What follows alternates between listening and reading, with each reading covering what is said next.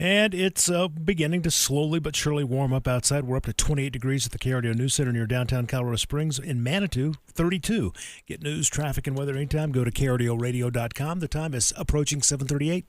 CEO of Colorado Springs Utilities, Jerry Forte, is here. Good morning, Jerry. Good to see you after the holidays. Good morning, Renee. It's good to see you, too. Good morning, Mike. Good morning, Jerry. And hopefully you and your family had a nice, relaxing holiday season. We absolutely did. It was fabulous. Well, but it's the new year, and lots happening in the new year, including a proposed rate, wait for it, decrease.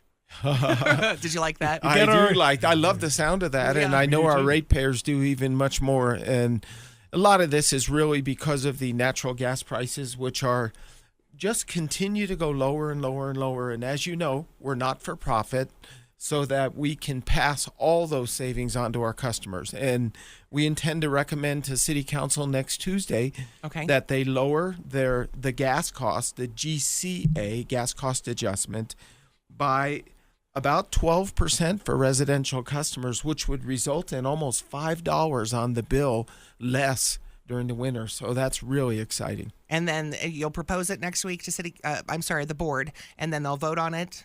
And they should vote on it Tuesday, and it would be effective likely February 1st. And you remember in November, we did the same thing. Yeah. So this is the second reduction. We're really, really pleased to be able to recommend that. That's fantastic. And I know everybody is watching right now, and we talk about it every day on weather. It is so dry, Jerry. And there's also been speculation going around like, oh, everybody get ready. Water restrictions this spring and summer. What is the drought outlook right now? Yeah, I mean, right now, the state itself is in a drought, in some cases moderate, in some cases a little more.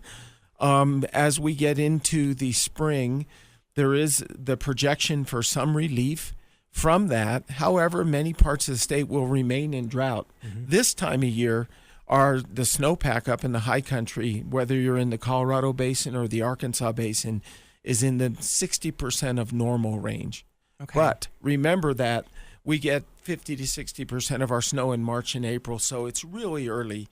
And the great news is we have over 3 years of water in storage. We're really doing well. Okay. At this time, I don't see the need for drought restrictions this summer, but later this spring, City Council Utilities Board will look at that and make a decision based on whatever we recommend at that point. Okay. Well, let's continue on water and lack thereof right now. And I know that I've done this and I've seen my neighbors doing it, doing some watering on when the days are, the sun's up, because you do want to put some water on your grass and trees, because otherwise you could have winter kill.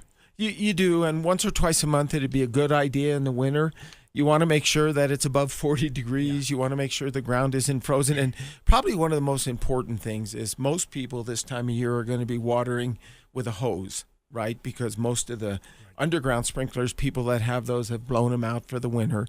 So make sure that when you're done watering, that you disconnect the hose from the hose bib, because that can cause problems if there's freezing later on. But yeah, it's a really good idea. It's a best practice to keep your turf and your trees thriving. Even in the winter, they still need water. So if we get warm days like we're going to have today, and the ground isn't frozen, good opportunity to water.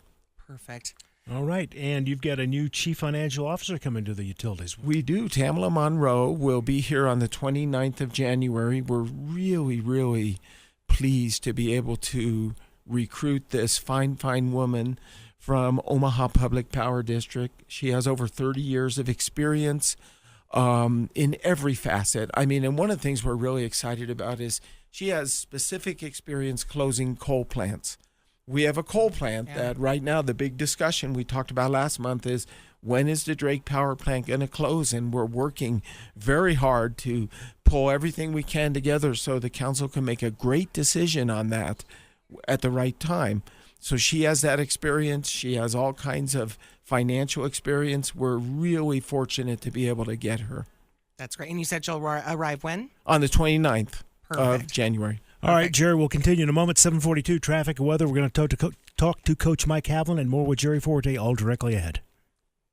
And we're continuing our conversation with CEO of Colorado Springs Utilities. Jerry Forte is here. And Jerry, it looks like the city has partnered up with a pretty big corporation. Yeah, under Mayor Souther's leadership, Colorado Springs Utilities, as well as the municipal government have partnered together, and now the Olympic Museum group is also coming into that to partner with Panasonic to do some study, and Panasonic is more or less facilitating some of the local conversations around what it looks like for Colorado Springs to move into that next generation of smart city that includes utilities and what we're going to do with automated metering infrastructure and street lights and things like that, electric vehicles and charging stations, and then many other things with respect to buildings and all kinds of really exciting things that can save money, save time, and make life more convenient for our customers and citizens.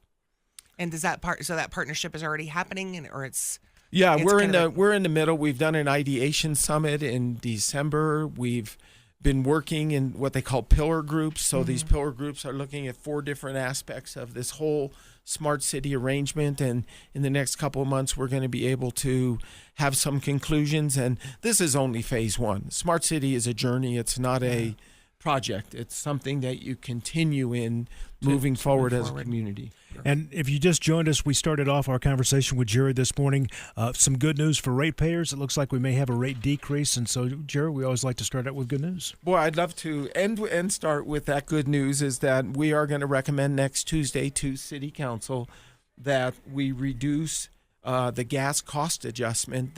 And the net for customers residential is about $5 per month on their bill. So really exciting, taking advantage of lower cost of gas that we have to pay, and we get to pass those savings on. How about businesses? Will they see a decrease too? Oh my gosh, they'll see great. Commercial and industrial will see 17.5 to 18.2% respectively in their bills also. Now this won't be long lived. We're gonna pass these savings on, and then likely in about 3 months we'll have to bring them up back just a little bit, but it's really just whatever the cost is, we want to pass savings on to customers. All right, Jerry, good news. We'll get you scheduled for next month. Thank you for coming in. Thank you. 7:52, traffic and weather together next.